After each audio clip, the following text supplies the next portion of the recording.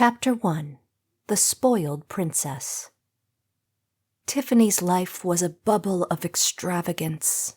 Her mornings began with breakfast in bed served on a silver tray, adorned with a fresh bouquet of roses. Her closet was cavernous space filled with designer clothes, color-coordinated and seasonally rotated. She had a personal shopper on speed dial and a chauffeur who knew better than to speak unless spoken to.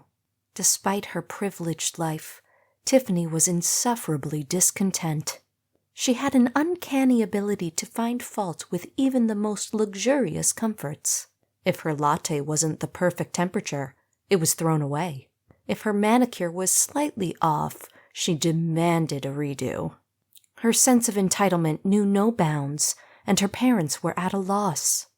Martin, a man who had clawed his way to the top through sheer determination, couldn't understand how his daughter had turned out this way. He had grown up in a modest household where every penny was earned and every luxury savored. He vowed to give his family everything he never had, but felt he had created a monster. Susan, a former debutante with a keen sense of social graces, was equally perplexed. She had envisioned a daughter who would follow in her footsteps gracefully, navigating the corridors of power and privilege. Instead, she had a bratty princess intent on destroying every opportunity handed to her.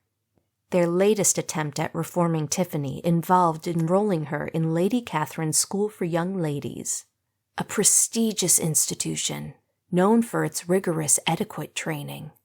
Located in the English countryside, the school boasted a curriculum that included everything from ballroom dancing to the art of conversation. Martin and Susan had hoped the change of scenery and strict discipline would work wonders.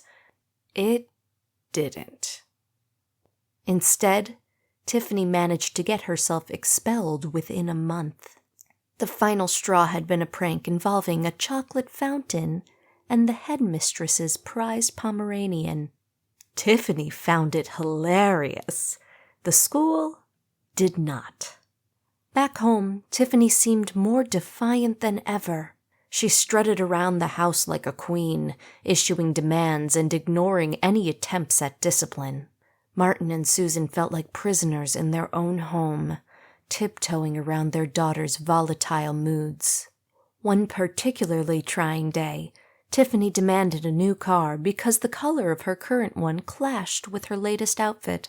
Martin, exhausted from a grueling day at the office, refused. What followed was a meltdown of epic proportions. Tiffany screamed, cried, and even threatened to run away. As Tiffany stormed off to her room, Martin and Susan collapsed onto the couch, their spirits crushed. "What are we going to do with her?" Susan whispered, tears welling up in her eyes. Martin sighed heavily, feeling the weight of their failure as parents. It was in this moment of despair that fate intervened. As Martin aimlessly flipped through the TV channels, the vibrant world of Drag Race Royale burst onto the screen. The contestants, with their outrageous costumes and larger-than-life personas, were a stark contrast to the gloom that had settled over their house.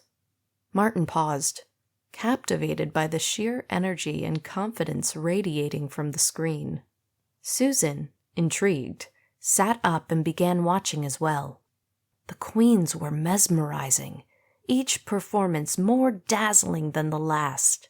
They exuded a level of grace, poise, and self-assuredness that was impossible to ignore. It was a far cry from the chaos of their daily lives. As they watched, an idea began to take shape in Susan's mind.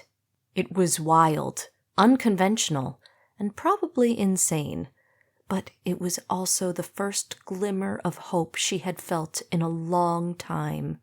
She turned to Martin, her eyes alight with excitement. "What if we hired one of these drag queens to teach Tiffany how to be a lady?" Martin stared at her, momentarily stunned. "You want to hire a drag queen?" he asked, incredulous. "Why not?" Susan replied, her voice gaining confidence. Traditional methods haven't worked. Maybe it's time we tried something completely different. These queens understand transformation better than anyone. They know how to blend strength with grace and command respect. It might be exactly what Tiffany needs.